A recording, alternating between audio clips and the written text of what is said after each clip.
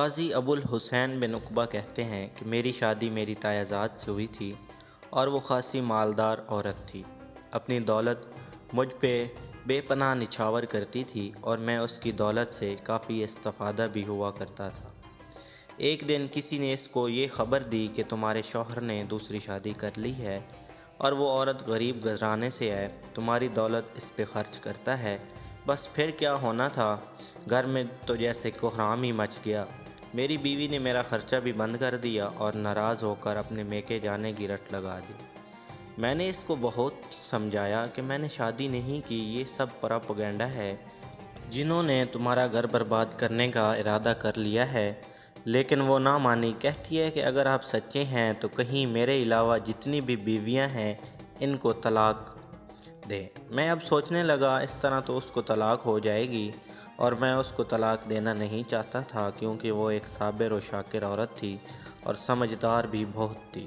نہایت غریب گھرانے سے تھی۔ میرے ذہن میں ایک تدبیر آئی۔ میں اپنی دوسری بیوی کے پاس گیا، اس کو کہا تم اپنی کسی سہیلی سے عمدہ سا لباس لے کر زیب تن کرو، وضو قطع سے ایک امیر و کبیر عورت لگو اور میری پہلی بیوی کے گھر آ کر واہ ویلا کرنا کہ میں برباد ہو گئی، میرا سکون لٹ گیا، مجھے چین نہیں مل رہا، میں کیا کروں۔ جب تمہیں دیکھ کر میری بیوی تمہیں دلاسا دے گی اور پوچھے گی کہ کیا ہوا ہے بہن، بتاؤ تو صحیح کچھ۔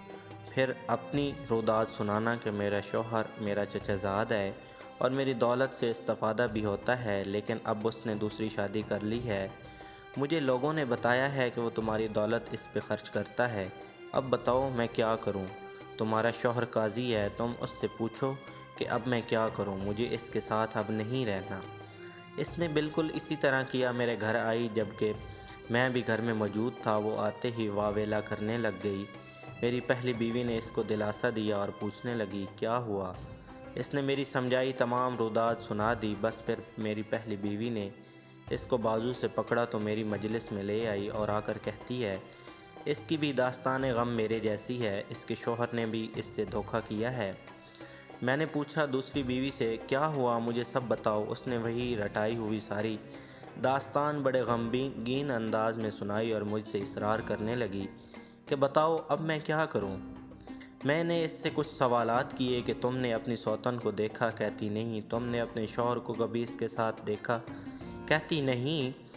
میں پھر پوچھتا کیا تمہارا شوہر بد کردار ہے، کہتی نہیں۔ تو میں نے کہا پھر کیوں لوگوں کی باتوں میں آتی ہو، یہ سب حاسد لوگوں کا کام کیا دھرا ہے جو کسی کو خوش نہیں ہونے دیتے، اچھے بھلے بستے ہوئے گھر بدگمانیاں پھیلا کر اجاڑ دیتے ہیں۔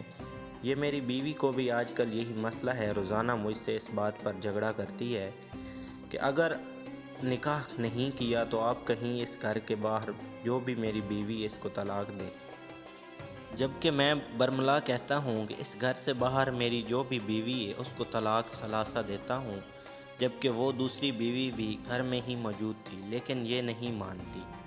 کہتے ہیں میرا اتنا کہنا تھا، میری پہلی بیوی اٹھی اور اس نے آ کر میرے ماتھے پہ بوسہ دیا اور کہا بہن تیرے آنے سے آج میرا مسئلہ حل ہوا۔